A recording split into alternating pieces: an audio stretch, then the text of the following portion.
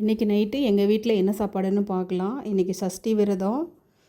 கோவிலுக்கெல்லாம் போயிட்டு வந்து வீட்லேயும் பூஜை முடிச்சுட்டு சாப்பாடு செஞ்சுட்டேன். விரத சாப்பாடு என்ன செஞ்சுருக்கேன்னு பார்க்கலாம்.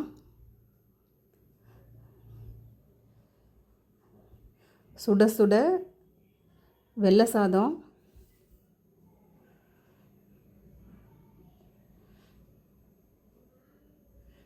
அவரைக்காய் பொரியல்,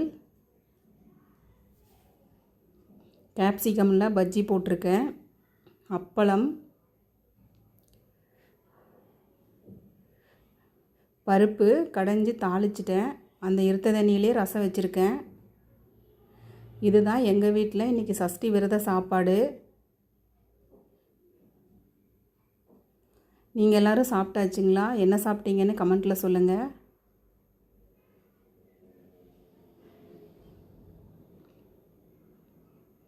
வாங்க எல்லோரும் சாப்பிட்லாம்.